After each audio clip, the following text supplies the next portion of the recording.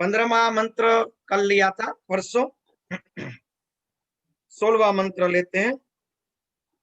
15वें मंत्र के अंदर जो भगवान ने कहा था कि जितने प्रेमी भक्त मुझे प्रिय है उतने शिव जी भी नहीं, ब्रह्मा भी नहीं, मेरे भाई बलराम भी नहीं और साक्षात लक्ष्मी भी नहीं। तो इसका अर्थ हम लोगों ने किया था कि ज्ञानी ही मेरा आत्मा है, जो मुझको दृष्टा के भाव से तत्व के रूप में देख लेता है, वही सबसे बड़ा प्रेम है ना। जो राधा भाव की पराकाष्ठा जो प्राप्त कर लेता है, उनसे बड़ा कोई भगवान का भक्त नहीं है। जिसे किसी की अपेक्षा नहीं, जो जगत के चिंतन से सर्वथा उपरत होकर मेरे ही मनन चिंतन में तल्लीन रहता है और राग द्वेष न रखकर सबके प्रति समान दृष्टि रखता है, उस महात्मा के पीछे पीछे में निरंतर सोच कर घूमता रहता है। भगवान ने कहा क्योंकि उसकी चरण धूलि रज उड़कर मेरे ऊपर पड़ जाए और मैं पवित्र हो जाऊं।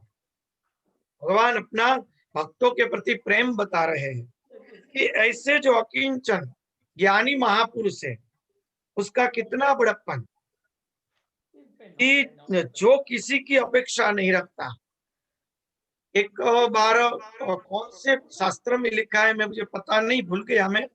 एक शास्त्र में लिखा है कि सनकादिक आदि ऋषि थे, वो लोग पत्ते को दो पत्ते इकट्ठे करके या कोई छाल पेड़ की इकट्ठी करके, शूल जो होती है पेड़ की शूल, उससे छेद करके उसको सी रहे थे अपने वस्त्र के लिए। तो ब्रह्मा जी या कोई देव थे, उन्होंने कहा कि वरदान मांगो। तो उन्होंने कहा हमें क्या वरदान की जरूरत है, हम तो इनसे भी संतुष्ट है। तो फिर उनको श्राप दे दिया, कुछ ऊंट आदि बना दिया, फिर उससे दूसरा बना दिया, ऐसे बहुत से उनके ऊपर श्राप दिए। अंत में वो देव थक गया और कहा कि आप ही सच्चे ज्ञानी हो। कौन से शास्त्र में भूल गया ये कहानी। तो ये कहना चाहते कि भगवान के जो अकिंचन भक्त होते हैं, उसको कुछ चाहिए ही नहीं, उसको कौन चलित कर सकता है। तो ज्ञानी महापुरुष की स्थिति हम देखें तो यही है, जो ज्ञानी है वही भक्त है कि जिसको कुछ चाहिए ही नहीं। फिर चाहिए ही नहीं तो उसमें कोई उसका बिगाड़ने वाला भी नहीं, उसको कोई प्रसन्न करने वाला भी नहीं, उसको कोई दुखी करने वाला भी नहीं। कदाच उसको ब्रह्मा का पद मिल जाए तो भी वो प्रसन्न नहीं होगा, क्योंकि उसके कुछ चाहिए ही नहीं। अगर उसको निम्न तक बना दे तो भी वो प्रसन्न ही है, क्योंकि उसको कोई चाहिए ही नहीं। तो सच्चे जो भक्त है, जिसको किसी प्रकार की चाहना ही नहीं है, तो ऐसी अवस्था तभी होगी जब भगवान के परम प्रेम प्रकट होगा, आत्मा में एकत्व प्राप्त होगा, दृष्टा के अंदर हम जब स्थिर हो जाएंगे, तभी यही स्थिति हमारे अंदर प्रकट हो सकती है। तो जिसे किसी की अपेक्षा नहीं, कोई भी अपेक्षा नहीं, जिससे किसी से लेना भी नहीं, जिसे किसी से देना भी नहीं, अगर आ जाए तो भी वो चलित नहीं होता। जो गीता जी में कहा है कि सब प्रकार की नदियां समंदर में मिल जाने के बाद भी समंदर कभी भी छलकता नहीं है, और कितना भी सूरज तपे फिर भी समंदर कभी सूखता नहीं है। जो जगत के चिंतन से सर्वदा उपरत होकर मेरे ही मनन चिंतन में तल्लीन रहता है, यानी कि जो आत्मदृष्टा है, केवल अपने आत्म स्वरूप के अंदर ही स्थित हो चुका है। चितात्मन प्रशांतस्य परमात्मा समाहित, गीता जी में कहा है ना भगवान ने, चितात्मन यानी कि अपनी प्रकृति को जीतकर आत्मा में स्थित हो चुका है। चितात्मन प्रशांतस्य, प्रशांत यानी जिसकी वृत्तियां प्रशांत हो चुकी है, क्योंकि उसकी इंद्रियां जीत चुकी है। चितात्मन प्रशांतस्य परम आत्मा समाहित, परमात्मा के अंदर जिसकी वृत्तियां समाहित हो चुकी है, तो वो जो है उसका अर्थ है कि उसका मनन और चिंतन केवल परमात्मा में तल्लीन है, और राग द्वेष न रख के सबके प्रति समान दृष्टि रखता है। सबके प्रति समान दृष्टि, चाहे दूजा बना ही नहीं, बराबर है ना। वही चांडाल है, वही कुत्ता है, वही ब्राह्मण है, वही हाथी है, वही ब्रह्मा है, वही इंद्र है। वो तुच्छ से तुच्छ वस्तु से लेकर परमात्मा तक वही व्याप्त है।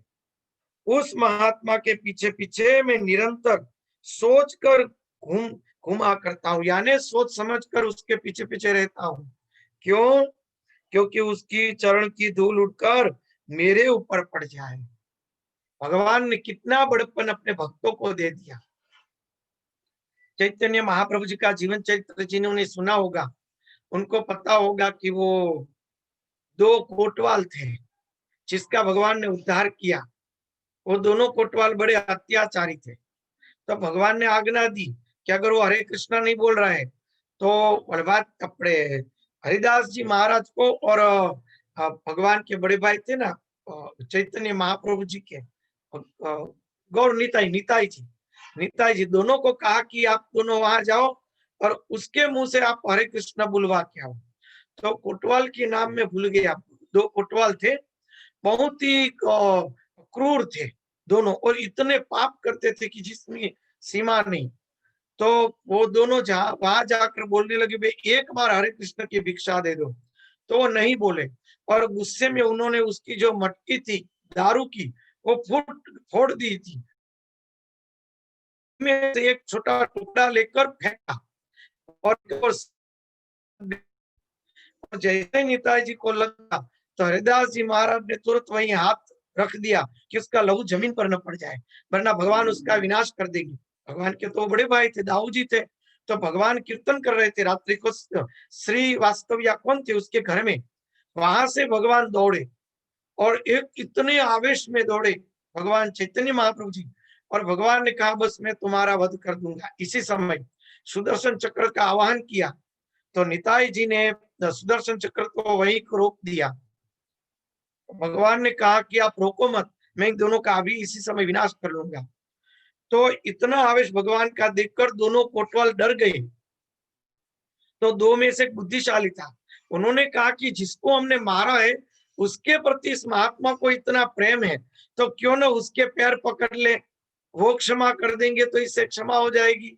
तो दोनों के अंदर भगवान ने सद्बुद्धि दे दी और दोनों ने निताई जी के पैर पकड़ लिए, और जैसे ही पैर पकड़ के रोने लगे भगवान उसी समय एकदम आवेश से रहित हो गए और दोनों को उठाकर अपनी छाती पर लगा दिया कि तूने अगर मेरे चरण में पड़े होते तो मैं तुम्हारी रक्षा नहीं करता, पर तुम मेरे शरणागत की शरण में गए हो, अब तुम्हें मारने के लिए कोई समर्थ नहीं। अब तो मैं भी तुम्हें नहीं मार सकता, क्योंकि अब मैं तुम्हें मारूं तो मेरे भक्त की लाज जाएगी।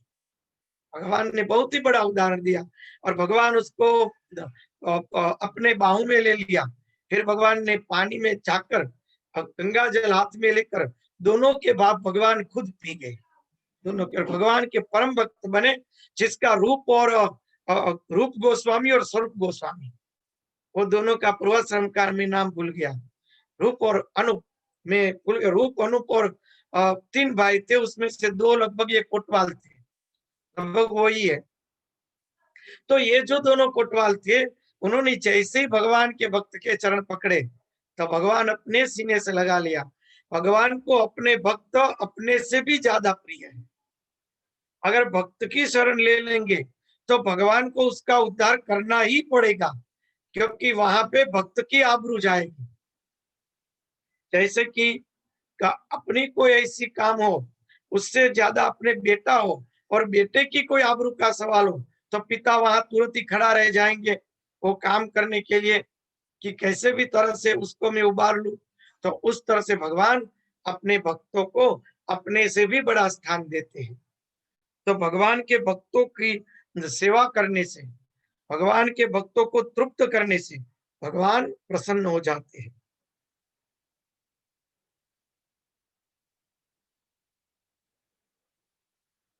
नवता भक्ति में भी भगवान राम ने कहा ना, मुझसे अधिक करी जाने, ऐसा कुछ शब्द है। मुझसे भी अधिक मेरे भक्त को जानना चाहिए। जो सब प्रकार के संग्रह परिग्रह से रहित है, यहाँ तक कि शरीर आदि में भी अहमता ममता नहीं रखता। ये मेरा शरीर है वो भी उसको पता नहीं। जिनका चित्त मेरे ही प्रेम से रंग में रंग गया है, जो संसार की वासनाओं से शांत और उपरत हो चुका है, और जो अपनी महानता उदारता के कारण स्वभाव से ही समस्त प्राणियों के प्रति दया और प्रेम का भाव रखता है, उसकी रखता है। किसी प्रकार की कामना जिसकी बुद्धि का स्पर्श तक नहीं कर सकती, किसी प्रकार की कामना जिसका बुद्धि का स्पर्श नहीं कर सकती, यानी कि ब्रह्मनिष्ठ महापुरुष के लक्षण कहे, भगवान के ज्ञान की पराकाष्ठा के लक्षण कहे। ये कोई साधारण लक्षण नहीं है, ज्ञानी के लक्षण है। उन्हें मेरे जिस परमानंद स्वरूप का अनुभव होता है, यानी कि जो मेरा साक्षात्कारी है, उसे और कोई भी जान उसे और कोई नहीं जान सकता, क्योंकि वह परमानंद तो केवल निरपेक्षता से ही प्राप्त होता है। उसे कोई जान नहीं सकता, क्योंकि उसको जो परमानंद प्राप्त होता है, उसको तो परमानंद की भी अपेक्षा नहीं होती। वो तो परमानंद तक की परवाह नहीं करता है। वो अवधूत स्थिति में अहंकार रहित होकर क्षण भरत जी महाराज, ऋषभदेव जी महाराज उसकी तरह अकिंचन रहकर भ्रमण करता रहता है। हे उद्धव जी, मेरा जो भक्त सभी जितेंद्रिय नहीं हो, अभी जितेंद्रिय नहीं हो सकता है, और संसार के विषय बार बार उसे बाधा पहुंचाते रहते हैं, अपनी ओर खींच लिया करते हैं, वह भी क्षण क्षण में बढ़ने वाली मेरी प्रलंब भक्ति के प्रभाव से प्राय विषयों से पराजित नहीं होता है। भगवान ने कहा कि जो परम भक्त नहीं है, मगर मेरी भक्ति का आश्रय ले रहा है, मेरी पूजा कर रहा है, मेरी शरण में है, मेरा कीर्तन करता है, मुझे नमस्कार करता है, मेरा जूठा खाता है, मेरे संतों के सानिध्य में रहता है, मेरा जप और ध्यान करता है, ऐसा कोई जो मेरा भक्त है, ऐसा भक्त अगर वो जितेंद्रिय नहीं हो सका, जो पहले के स्टेज की बात है या मध्यम के स्टेज की बात है, तो ऐसी स्थिति में संस्कार के विषय बार बार उसे बाधा पहुंचाते हैं, परंतु मेरे प्रेम की ओर खींचने के कारण, भगवान के प्रति परम प्रेम होने के कारण वो क्षण क्षण बढ़ते जाते, प्रेम क्षण क्षण बढ़ते जाते कारण प्रगल्भ भक्ति के प्रभाव से प्राय विषय पराजित हो जाते हैं, यानी कि अंत में भक्त की जय हो जाती है। उनके लिए हमारे दादा गुरुदेव ने बड़ा अच्छा एक उदाहरण दिया है। एक भक्त ने कहा कि प्रभु, हम साधना तो करते हैं, मगर हमें संसार के इतने विचार आते ध्यान के अंदर, छप करते तब संसार की इतनी वृत्तियां प्रकट होती है, हमें क्या करना चाहिए? ये हर किसी के लिए प्रश्न खड़ा होता है। तो हमें उसके लिए क्या करना चाहिए? हमें किस उपाय से शांत होगा? तो भगवान ने बड़ा अच्छा उदाहरण दिया कि आप उसकी ओर मत देखो, आप अपना ध्यान, आप अपनी पूजा, आप अपना ध्यान जप पकड़ के रखो। जिस तरह से रात्रि के समय 12 बजे भूत की शक्ति बढ़ती है और 3 बजे के बाद भूत की शक्ति क्षीण हो जाती है, ब्रह्म मुहूर्त में भूत की शक्ति क्षीण होने के बाद भूत भाग जाता है। तो अगर किसी कारण से भूत से आपका वो कहते हैं ना, कुश्ती आ गई, कभी झगड़ा हो गया, सामने आ गया और आपको उसके साथ झगड़ा करना पड़ा, तो उस समय क्या होगा कि अगर रात्रि के 12 बजे है, तो उस प्रकार के उपाय करो कि भले ही भूत को मार न सको, मगर उसके साथ में कुश्ती में बने रहो। 3 बजने के बाद अपने आप वो भूत भाग जाएगा। उसी तरह साधना में एक ऐसी स्थिति अपने आप आ जाएगी कि आप स्वाभाविक रूप से निर्विकारी हो जाओगे। वो अवस्था न बन जाए तब तक आप अपनी वृत्तियों से जुझुमते रहो। बस यही एक उपाय है, और उसके लिए छोटे बड़े उपाय निकालते रहो, जैसे कि थोड़े केवल कुंभक कर लेना, थोड़े प्राणायाम कर लेना, होठ फफड़ा के जप कर लेना, जोर जोर से बोल के कीर्तन कर लेना, कूद कूद के थोड़ा कीर्तन कर लेना। जो जो समय संजोग से है, जैसे ध्यान में बैठे तो बोल नहीं सकते, तो उस समय क्या करो, जहां भी है वहां श्वास अपना रोक लो थोड़ी देर, कुंभक होगा, अपने आप विचार शांत हो जाएंगे। मन शांत हो जाएगा। भगवान की पूजा कर रहे हो तो जोर जोर से कीर्तन करने लगो, छप कर रहे हो तो बैठे बैठे कर ले हो, उसके बदले कूद कूद के खड़े खड़े करो, खड़े खड़े कीर्तन करो, कूद कूद के कीर्तन करो। कोई ना कोई उपाय करके अपने मन को भगवान में जोड़ते रहो। भले ही आपके पूर्व जन्म के, पूर्वाश्रम के, आपके जो विषय वृत्तियां है वो खड़ी होती रहे, वो संस्कार के रूप के कभी भी आए तो फिर से इस प्रकार के उपाय से उसको पराजित करते रहो।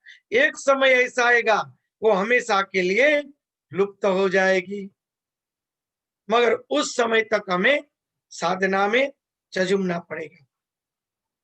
यही बात भगवान यहाँ पे कह रहे हैं कि मेरा परम भक्त है, मगर कभी कभी अगर उसके अंदर चितेंद्रिय न होने के कारण संसार की वासनाएं बार बार प्रकट होती रहती है, परंतु वासना पराजित हो जाती है और मेरा भक्त विजय प्राप्त करता है, क्योंकि वो मेरे अंदर अपना चित्त लगाता रहता है। हे उद्धव, जैसे धधकती हुई आग लकड़ियों के बड़े ढेर को भी जलाकर खाक कर देती है, वैसे ही मेरी भक्ति भी समस्त पाप राशि को पूर्णतया जला देती है।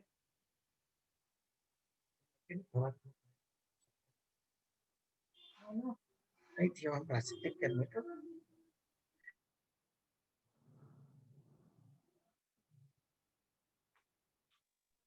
दरवाजा बंद करते।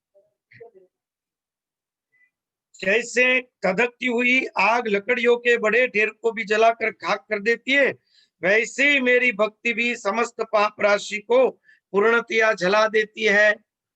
भगवान क्या कह रहे हैं कि जिस तरह से कितना भी ढेर लकड़ियों का हो, एक बार चिंगारी लग गई तो सारी लकड़ी के ढेर को जलाकर खाक कर देगी, पूरे जंगलों को भी जलाकर खाक कर देगी। तो उसके सामने आप देखो तो अपनी कितनी भी पाप राशियां हैं, मगर भगवान की भक्ति हमारे समस्त पाप और दोषों को एक दिन जलाकर भस्म कर देगी। तो खास यही करना है कि भगवान की भक्ति, भगवान के प्रेम, भगवान के कीर्तन और ध्यान को पकड़ के रखना है। एक समय ऐसा जरूर आएगा वो भूत भाग जाएगा, बस ये याद रखना है, और उसके साथ झझुमते रहना है।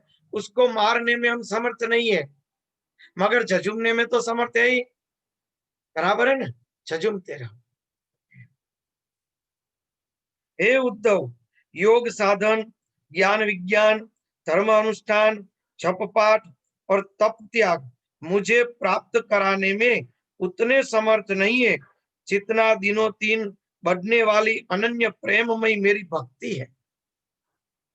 भगवान ने कहा कि हे उद्धव, योग साधन, ज्ञान विज्ञान, धर्म अनुष्ठान, जप पाठ और त्याग और तप, ये उतने मुझे प्राप्त करने में समर्थ नहीं जितनी दिनों दिन बढ़ने वाली अनन्य प्रेममयी मेरी भक्ति है।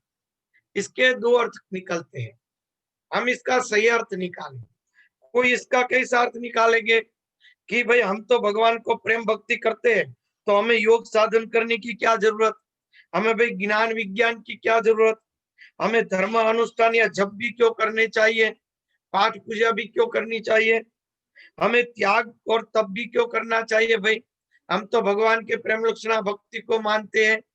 नहीं, सही में तो वो व्यक्ति प्रेम लक्षणा भक्ति में जुड़ा ही नहीं है। भगवान असल में इनडायरेक्टली ये कहना चाहते हैं कि इन सभी का पूर्णतः अनुभव और सभी की पूर्णता परमात्मा के प्रेम के बिना अधूरी है। आपको योग साधन तभी पूर्ण होगा, योग साधन की तभी पूर्णता होगी जब आप परमात्मा के साथ प्रेम करते हैं। भगवान को प्रेम नहीं करते तो योग साधन किस काम का। छोड़ नहीं देना है, भगवान के प्रेम सहित ये प्रक्रियाएं करनी है, वरना छोड़ने से तो कुछ नहीं मिलने वाला। फिर ज्ञान विज्ञान, भगवान के प्रेम सहित अगर ज्ञान विज्ञान की स्वाध्याय किया जाए। धर्म अनुष्ठान, कितना भी धर्म अनुष्ठान कर लो मगर प्रेम नहीं है तो किस काम का। मगर भगवान के प्रेम सहित धर्म अनुष्ठान करो, प्रेम की बात करो और धर्म अनुष्ठान त्याग कर दो तो आप वहां से भी जाओगे, गिर जाओगे। जप पाठ, जप तो करना ही है, पूजा पाठ करना ही है, भगवान के प्रेम सहित करना है, बराबर है ना। और तप त्याग, तप और त्याग का भी त्याग नहीं करना है, क्योंकि बड़े बड़े ऋषियों भगवान के परम भक्तों ने कितना त्याग किया। त्याग भी करना है, तप भी करना है, मगर भगवान के प्रेम सहित करना है। जैसे उपनिषदों में कहा है कि बिना श्रद्धा का सब विफल है, निष्फल जाता है, तो वही एक आ गया प्रेम यानी श्रद्धा। असल में देखो तो प्रेम और श्रद्धा दोनों एक दूसरे के पर्याय जैसे ही शब्द है। आप विवेक से सोचो, प्रेम वही श्रद्धा है और श्रद्धा वही प्रेम है। माँ है तो माँ कह दे अपने छोटे बच्चे के, बेटा वहां मत जा, वहां भूत है, तो बच्चा मान जाएगा। उसी को कहते हैं श्रद्धा, उसी को कहते हैं प्रेम। भगवान ने कह दिया कि ये धर्म है, इसका तू पालन कर, और उसका हम जीवन में पालन करें, उसी को प्रेम कहते हैं। प्रेम यानी कि भगवान का नाम लेकर रोने से कुछ नहीं बनता है, रोने वाले तो बहुत होते, फिर व्यवहार में तो विषय वासना वैसी ही प्रकट होती रहती है, तो रोना भी किस काम का, बराबर है ना।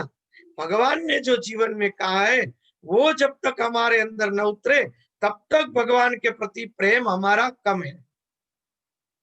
वही शरणागति। शरणागति का अर्थ क्या हो गया? उन्होंने जो बाउंड्री दे दी, वो बाउंड्री किसी भी कीमत पर, कितने भी प्रलोभन पर हम न तोड़े, तो उसका नाम है प्रेम। उन्होंने, भगवान ने कह दिया धर्मशास्त्र के द्वारा, ये नहीं करना है उसका पालन करो, और ये करना है उसका पालन करो, उसको जीवन में उतारो, बस वही सबसे बड़ा प्रेम है। प्रेम का दूसरा कोई अर्थ नहीं है। सही बात है ना, उसी का नाम प्रेम है।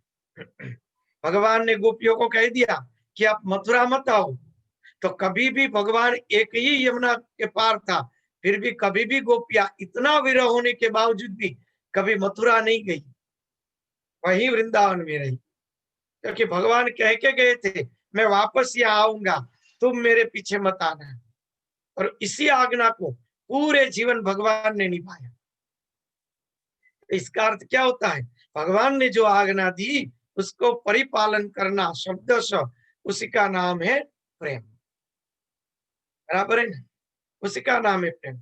जैसे कि हमने पहले भी बात की थी कि हमारे माता पिता का फोटो हो, फोटो को रख के बड़ा सा सोने की फ्रेम बने, चंदन का बढ़िया हार चढ़ावे, अगरबत्ती करके उसको बड़ी आरती भी करे, अरे पैर में पड़ के कितने ही आंसू बहा दे, मगर उन्होंने कहा है वो जीवन में कभी न उतारे, तो क्या होगा? तो जीवन सफल होगा? कभी नहीं। माता पिता ने कहा कि बेटा तू अच्छी सी नौकरी कर, इस प्रकार से जीवन में रहे, इस प्रकार से तू अपना जीवन बढ़ा। अगर इस प्रकार से तू अपना जीवन बढ़ाएगा तभी क्या होगा? तभी उसके जीवन में प्रगति होगी, तभी उसके जीवन में प्रगति होगी। तो वही उसका सच्चा प्यार है, वही सच्चा उसका प्रेम है, बराबर है ना। तो वही सच्चा उसका प्रेम है। तो सच्चा प्रेम वही है। सिर्फ उसकी फोटो या मूर्ति की पूजा करने से कुछ नहीं बनेगा, उसके नाम से रोने से कुछ नहीं बनेगा। उन्होंने जो कहा है वो जीवन में उतारना, वही प्रेम है। उन्होंने कह दिया तो उसको जीवन में उतार लिया, यही यथार्थ में प्रेम है। भगवान उस प्रेम की यहाँ बात कर रहे हैं। मैं संतानों का प्रियतम आत्मा हूं, संतों का, मैं संतों का प्रियतम आत्मा हूं, मैं अनन्य श्रद्धा और अनन्य भक्ति से ही पकड़ में आता हूं। भगवान है ना गुड़ समाधि भाषा कर रहे हैं। ये जो भाषा है ना बड़ी गुड़ समाधि भाषा है। विद्या नाम भागवते परीक्षा। भगवान ने कहा मैं संतों का प्रियतम आत्मा। जो ब्रह्मनिष्ठ महापुरुष है उसका दृष्टा कौन है?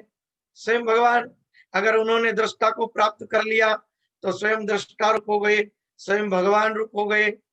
यानी कि आत्म साक्षात्कारकारी महापुरुष वो भगवान का ही स्वरूप है। वो दोनों एक ही है, दो है ही नहीं, बराबर है ना, वो दो है ही नहीं। मैं अनन्य श्रद्धा और अनन्य भक्ति से ही पकड़ में आता हूं।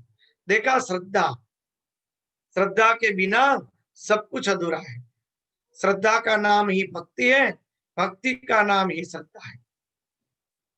श्रद्धा यानी उन्होंने जो आज्ञा दी उसको जीवन में उतारना, उसको हम जीवन में उतारे, उसी को कहते हैं श्रद्धा। मुझे प्राप्त करने का यह एक ही उपाय है, एक ही उपाय, यानी कि जो आज्ञा धर्म के द्वारा, गीता जी के द्वारा, श्रीमद् भागवत के द्वारा दी है, हमारे लिए इतनी श्रद्धा होनी चाहिए कि श्रीमद् भागवत में भगवान जो स्वयं बोले वो हकीकत में भगवान अपने मुख से बोले हैं, और हकीकत भगवान अपने मुख से बोले यानी वो पूर्ण सत्य बात है। वो पूर्ण सत्य बात है तो हमें उसको पूरी जीवन में उतारनी पड़ेगी, वरना भगवान के हम प्रिय नहीं बन सकेंगे। तो इसको श्रद्धा कहेंगे ना, इसी को भक्ति कहेंगे। यही श्रद्धा है, यही भक्ति है। मेरी अनन्य भक्ति उन लोगों को भी पवित्र जाति दोषों से मुक्त कर देती है जो जन्म से ही चांडाल है। मेरी अनन्य भक्ति उन लोगों को भी पवित्र कर देती है। भगवान ने कहा अगर चांडाल जैसी निम्न जाति में है, यानी कि चांडाल जैसी निम्न वृत्ति से है तो भी भले, और चांडाल जैसी जाति से, शरीर से है तो भी भले, तो भी मेरी भक्ति प्राप्त करने पर वो परम गति को प्राप्त होता है, वो मेरे आत्म तत्व को प्राप्त कर लेता है। इसके विपरीत जो मेरी भक्ति से वंचित है, उनके चित्त को सत्य और दया से युक्त, धर्म और तपस्या से युक्त विद्या भी भली भांति पवित्र करने में असमर्थ है। भगवान ने क्या कहा, जो व्यक्ति मेरे भक्ति से वंचित है, यानी कि भगवान ने जो कहा है उसमें श्रद्धा नहीं है, तो उनके चित्त को सत्य और दया से युक्त होने के बावजूद भी पवित्र नहीं कर सकते, धर्म और तपस्या युक्त विद्या भी भली भांति उसको पवित्र नहीं कर सकती, क्योंकि मेरे अंदर पूरी श्रद्धा नहीं है। जब तक सारा शरीर पुलकित नहीं हो जाता, चित्त पिघल कर गदगद नहीं हो जाता, आनंद के आंसू आंखों से छलकने नहीं लगते, तथा अंतरंग और बहिरंग भक्ति की बाढ़ से चित्त डूबने उतरने नहीं लगता, तब तक अपने शुद्ध होने की कोई संभावना नहीं है।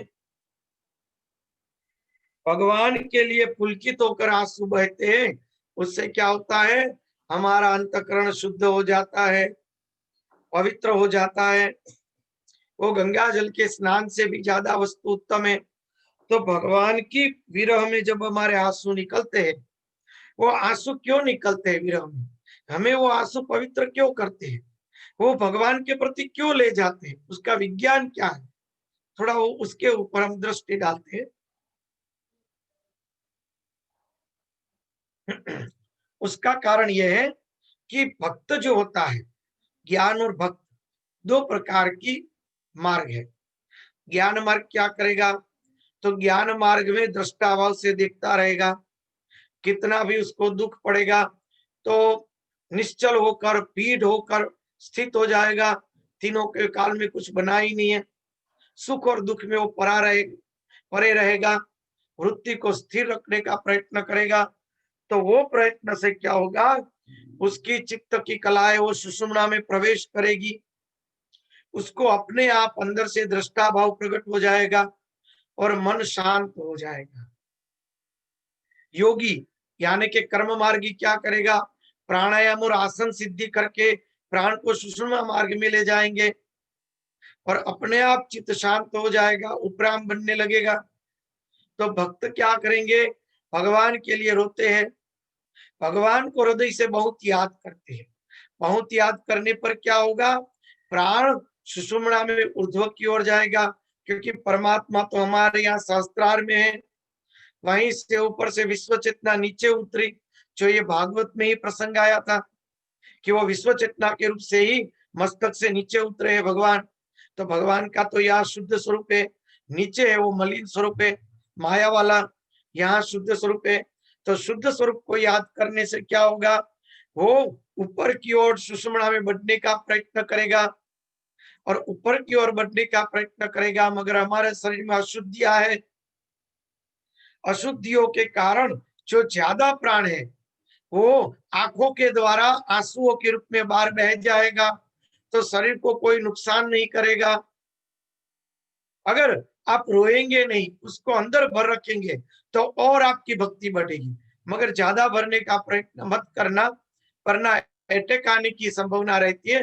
रोने से आंखों से निकल जाए वो अच्छा रहता है। बाद में एक भक्त की ऐसी अवस्था आ जाती है कि आंसू सूख जाते हैं। आंसू सूख जाना यानी उसको सहन करने की शक्ति आ जाना, प्राण ऊर्ध्वगामी बन जाए, उसको सहन करने की शक्ति आ जाती है और आंसू के रूप में बाहर नहीं निकलता, सीधा ही महाभाव के रूप में समाधि लग जाती है। वहीं पर वो भक्त आवेश के अंदर आकर भगवान के और वहीं पर समाधि में चला जाता है। वो सुषुम्ना के अंदर सहस्त्रार तक उसका प्राण शुद्ध होने के कारण चला जाता है। तो ये प्रक्रिया होती है, ज्ञानी में भी वही प्रक्रिया होती है, योगी में भी वही प्रक्रिया होती है और भक्त में भी वही प्रक्रिया होती है।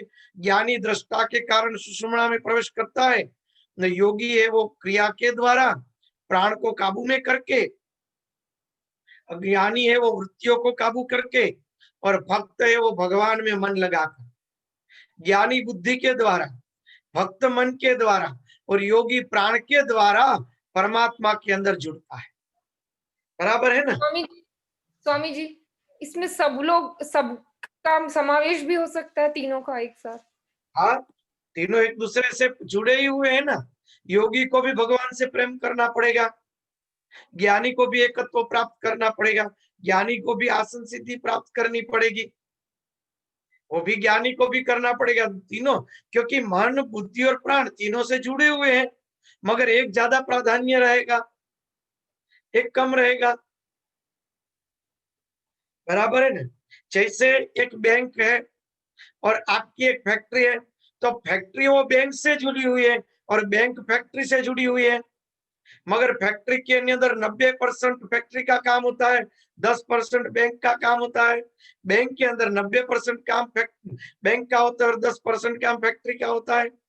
बिना फैक्ट्री को बैंक नहीं चल सकती है। वो लोन किसको देगा और पैसे कौन जमा करेगा? बराबर है ना?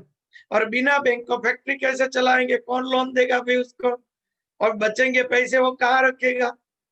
तो दोनों एक दूसरे के पूरक है, मगर एक वस्तु प्राधान्य है।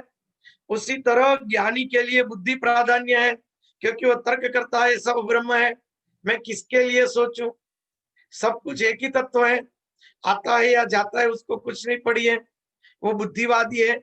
बुद्धिवादी व्यक्ति, चिंतनवादी व्यक्ति को ज्ञान मार्ग पकड़ना चाहिए। फिर जिसकी इंद्रिया अपने काबू में नहीं है, तो उसको क्या करना चाहिए? योग मार्ग लेना चाहिए, प्राणायाम का, मुद्राओं का, आसन सिद्धि का अभ्यास करे, यम नियम को जीवन में उतारे, अपने आप प्राण जागृत होगा, उसके सब पाप जुल जाएंगे योग के कारण।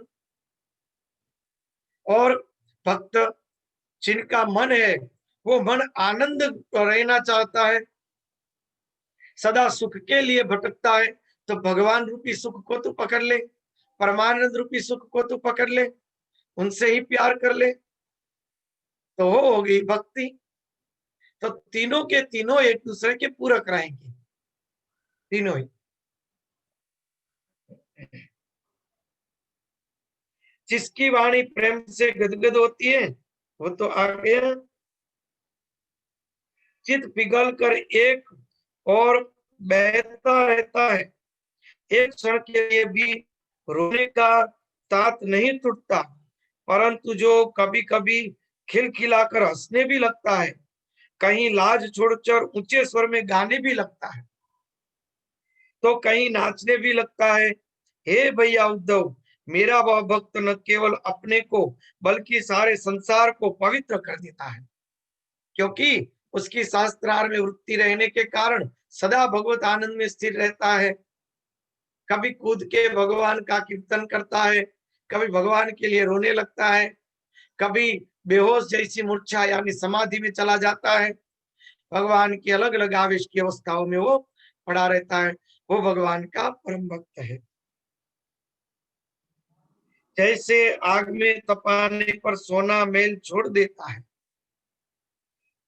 निखर जाता है और अपने असली रूप में स्थित हो जाता है, वैसे ही मेरे भक्ति योग के द्वारा आत्मा कर्म वासनाओं से मुक्त होकर मुझको ही प्राप्त कर लेती है। देखा कि भगवान के परम प्रेम करने से, यानी सही बात से प्रेम, सिर्फ रोने से नहीं, यथार्थ में प्रेम वो ये पूरी श्रद्धा रख के भगवान को समर्पित हो जाना, तो कर्म वासनाओं से मुक्त होकर मुझको ही प्राप्त हो जाता है, क्योंकि मैं ही उसका वास्तविक स्वरूप हूं। इनडायरेक्टली भगवान ने कान पकड़वा दिया, उल्टे से कान पकड़वा दिया। भगवान क्या कह रहे हैं फिर से सुनो।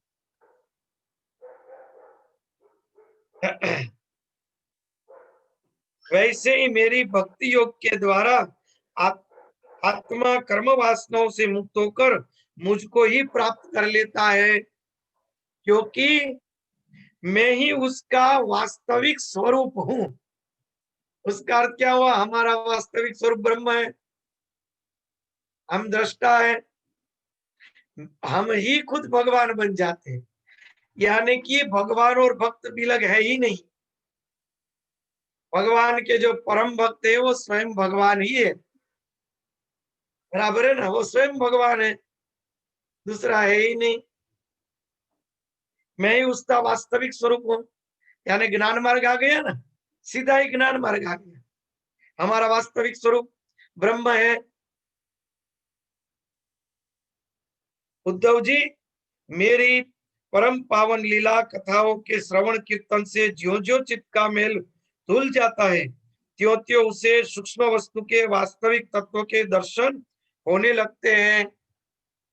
ये बड़ी अच्छी सूक्ष्म बात कही भगवान ने। जैसे हमारे मेरी परम पावन लीला कथाओं के श्रवण कीर्तन से ज्यो ज्यो मेल घुलता जाता है, हम भगवान का कीर्तन करें, भगवान का जप करें, उनसे हमारा मेल जैसे जल से धुलता जाएगा, वैसे वैसे हमारे सूक्ष्म तत्वों के वास्तविक तत्व के दर्शन होते जाएंगे।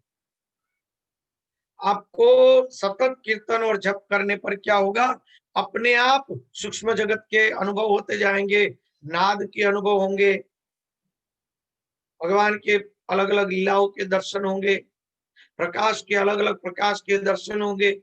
जो योग की भूमिकाएं कही है वो भूमिकाएं भक्त को भी अनुभव होती है, वो सूक्ष्म भूमिकाओं के दर्शन होते हैं भगवान के केवल कीर्तन से।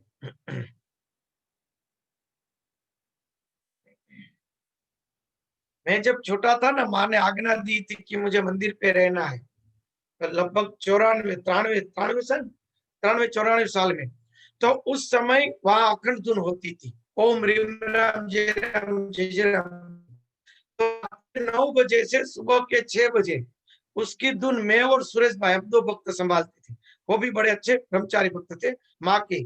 तो रात से 9 बजे, सुबह से 6 बजे की ड्यूटी माँ ने वो दी थी, तो पूरी रात कीर्तन करते, क्योंकि नींद ना आए उसलिए जोर जोर से कीर्तन करना पड़ता, तो नींद आ जाएगी। तो सुबह को 6 बजे जाग के सीधी तो नींद नहीं आएगी, क्योंकि हर रोज की एक टेव पड़गी, इतना कीर्तन न करने पर नींद खुल जाए और चली जाती है। फिर अच्छी तरह से खाना पड़ता, फिर रसोई घर में जाके अच्छा नाश्ता कर लेते और सो जाते। सुबह को 10 बजे जाग के मैं रसोई घर संभालता, क्योंकि रसोई मुझे बड़ी अच्छी आती थी। तो रसोई घर का माँ ने मुझे काम सौंपा था कि तू वहां रसोई सब संतों को खिलाना। तो मैंने कहा भले, तो मैं सबको रसोई करके खिलाता था। 10 बजे जाग जाता, 6 बजे 6-6:30 बजे सो जाता, तुरंत नाश्ता करके। तो नींद में भी वो मंत्र अपने आप चालू रहता। तो कई बार क्या होता कि जैसे सोया हुआ हूं, तो वो रात को नींद आती है, तो नींद ना आए इसलिए जोर जोर से बोलते ना कि ओम रीम राम जय राम जय जय राम, ओम रीम राम जय राम जय जय राम, ओम रीम राम जय राम जय जय राम। तो उसमें क्या होता, अगर नींद आ गई और जैसे पथारी में सोए वहां से एकदम बैठे हो जाएंगे, ओम रीम राम जय राम जय जय राम जोर जोर से बोलने लगेंगे, तो याद आएगा अरे अभी तो नींद का टाइम है, सो जाओ। उससे क्या होगा? अचेतन मन के अंदर भी कीर्तन होने लगेगा, बराबर है। भगवान का कीर्तन करने का ये फायदा है। वो कीर्तन हमारे अचेतन मन में जाकर विस्फोट की तरह फटेगा, हमारी वासनाओं को, हमारे जगत को चलाकर भस्म कर देगा। भगवान के जप में इतना सामर्थ्य है। जप के अंदर जितना भी बने सतत जप करते रहो। आपके अचेतन मन के अंदर उतर जाना चाहिए, अचेतन मन के अंदर। कि नींद में भी, एक माँ कहते थे कि नींद में भी जाग के आपको याद आ जाए कि अरे जप टूट गया, ऐसी स्थिति हो जानी चाहिए, तो अपने आप सब हो जाएगा। वो सबसे बड़ी प्रेम लक्षणा भक्ति है भगवान की। वही प्रेम है ना, सही प्रेम ही वही है, बराबर है ना। बस भगवान का ऐसे कीर्तन करते करते अपने आप सूक्ष्म जगत के दर्शन होने लगते हैं। आप ध्यान न करो, योग न करो, फिर भी आप जब सोए होंगे तो आपका अपने आप ध्यान हो जाएगा, क्योंकि अचेतन मन के अंदर वो जब चालू रहता है नींद में भी, तो नींद भी आपकी समाधि बन जाएगी। तो अपने आप आपको अलग अलग प्रकार के नींद में दर्शन होंगे, अलग अलग प्रकार के प्रकाश के दर्शन होंगे, भगवान के दर्शन होंगे, प्रकार के नाच अलग अपने आप लगेगी। आपको कोई योग की प्रक्रिया नहीं करनी पड़ेगी। मैं अपना अनुभव करता कहता हूँ, मैं सिर्फ ये कीर्तन और जप करता था, सब अनुभव अपने आप चालू हो जाता था। इतने जप करो, इतने जप करो कि नींद में भी आप जाग जाओ कि अरे जप टूट गया। इतने जप करो, सतत जप करने पर वो आपके अचेतन मन के अंदर विस्फोट के अंदर फटेगा और आपके मूल संस्कारों को जलाकर भस्म कर देगा, बराबर है ना।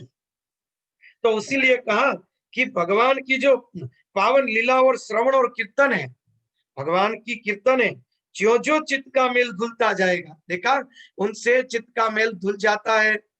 सतत इतना कीर्तन करो कि आपके चित्त के सब मेल धुल जाए और तत्व के दर्शन होने लगते हैं।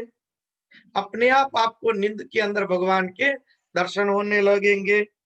जैसे अंजन के द्वारा नेत्रों का दोष मिटने पर उनके सूक्ष्म वस्तुओं को देखने की शक्ति आ जाती है। जैसे कि तंत्र विज्ञान के अंदर अलग अलग प्रकार के अंजन कहे कि इस प्रकार की इस औषधियों से इस प्रकार का अंजन बना के ऐसे नक्षत्र में आंख में आ जाए तो नीचे 6 फुट जमीन में देख सकते हैं। तो कोई व्यक्ति होते हैं ऐसा जो जमीन में संपत्ति आदि देखते हैं, पानी वगैरह देखते हैं और कहते हैं कि इस प्रकार का यहाँ पड़ा है भूमि में। तो जैसे अंजन से सूक्ष्म दृष्टि आने पर वो दिखाई देता है, उसी प्रकार से भक्त को भी भगवान की ओर, प्रकाश की ओर, लोक लोकांतर के दर्शन होने लगते हैं, सूक्ष्म जगत खुलने लगता है भगवान के केवल कीर्तन और जप मात्र से।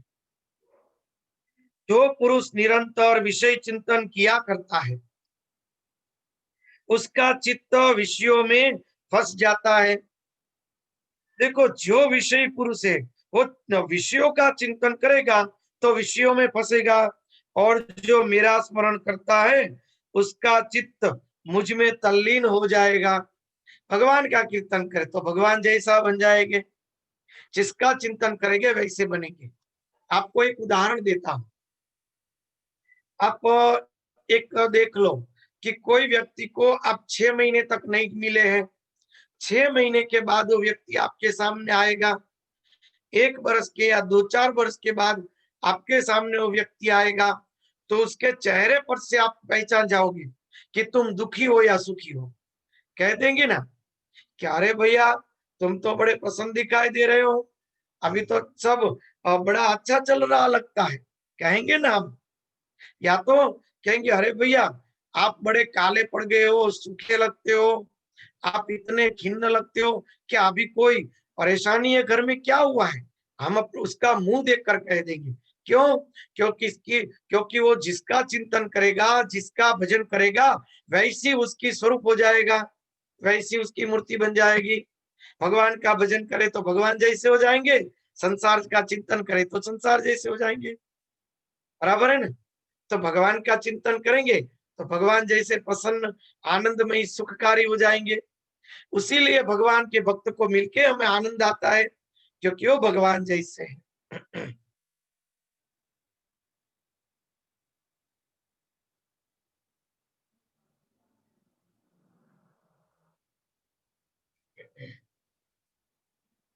इसलिए तुम दूसरे साधनों को और फलों का चिंतन छोड़ दो। अरे भाई, मेरे अतिरिक्त और कुछ भी है ही नहीं। जो कुछ जान पड़ता है वह ठीक वैसा ही है जैसे स्वप्न अथवा मनोरथ का राज्य। भगवान ने कहा कि सब दूसरे पदार्थों को छोड़कर केवल तू मेरा भजन कर, क्योंकि जगत में कुछ दूसरा बना ही नहीं। स्वप्न की तरह सब कुछ मेरा ही स्वरूप है, या तो मनोरथ से खड़ी हुई सृष्टि की तरह सब कुछ मेरा ही रूप है। मैं ही सर्वत्र व्याप्त हूं। तो केवल मेरा भजन कर, दूसरे कोई पदार्थ को पकड़ने की जरूरत ही नहीं। यानी कि सब पदार्थों में केवल अपने इष्ट को देखने का प्रयत्न करो। अनन्य भक्ति का क्या अर्थ हुआ? अनन्य भक्ति यानी दूसरा कुछ दिख ही नहीं रहा है। पूरे दरवाजे के अंदर सर्वत्र लकड़ी ही दिख रही है, तो अनन्य भक्ति हो गई। यानी अन्य दिख ही नहीं रहा है, केवल परमात्मा ही सब रूप धारण करके आए। वो भक्ति सर्वोत्तम सर्वश्रेष्ठ भक्ति है। इसलिए मेरे चिंतन से तुम अपना चित्त शुद्ध कर लो और मेरे पूरी तरह से एकाग्रता से मुझ में ही लग जाओ। इसलिए मेरे चिंतन से तुम अपना चित्त शुद्ध कर लो। सबसे सरल रास्ता भगवान ने कहा, चिंतन से सृष्टि खड़ी हुई है, मेरा चिंतन करने पर तुम्हारी सृष्टि लुप्त हो जाएगी। संसार का चिंतन करने के कारण सृष्टि प्रकट हुई, भगवान का चिंतन करने पर सृष्टि लुप्त हो जाएगी। एकदम सरल मार्ग, कहीं कोई रास्ता ढूंढने जाने की जरूरत नहीं, केवल चिंतन। अपना चित्त शुद्ध कर लो, मेरा चिंतन करने पर तुम्हारा चित्त मेरे जैसा हो जाएगा, शुद्ध बन जाएगा। ऐसा चित्त को शुद्ध कर लो और उसे पूरी तरह से एकाग्रता से मुझ में लगा दो, यानी उसको ब्रह्म में वृत्ति लगा दो।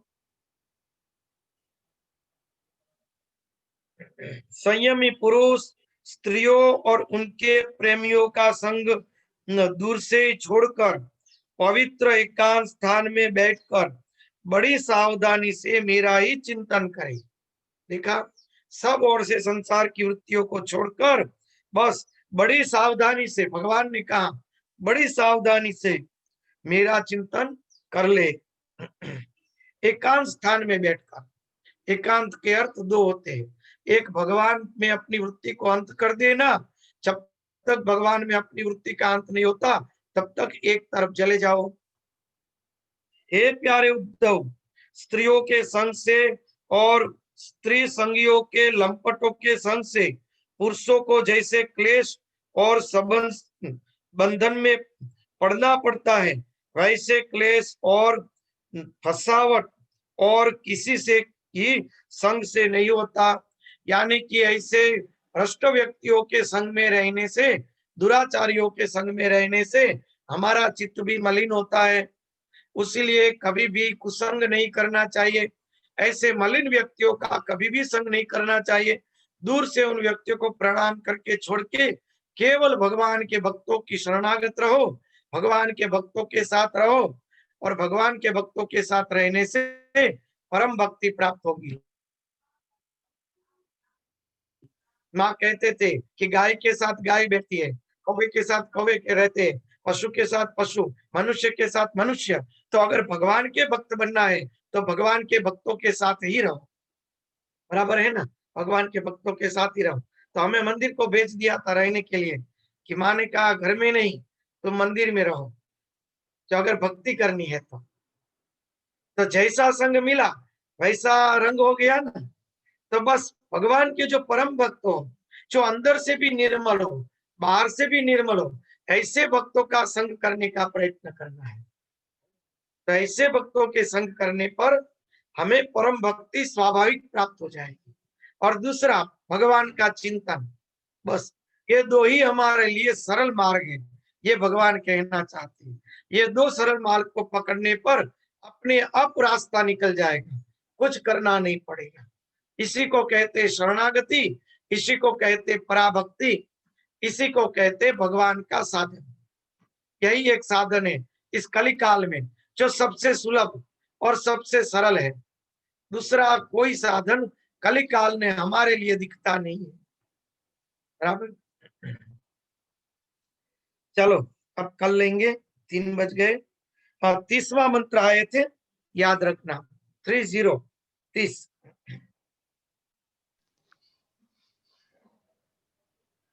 अब कल से भगवान का ध्यान कैसे करना वो सीखेंगे। भगवान उद्धव जी को प्रश्न कर रहे हैं, ध्यान कैसे करना चाहिए। बहुत बहुत प्रणाम स्वामी जी, कोटि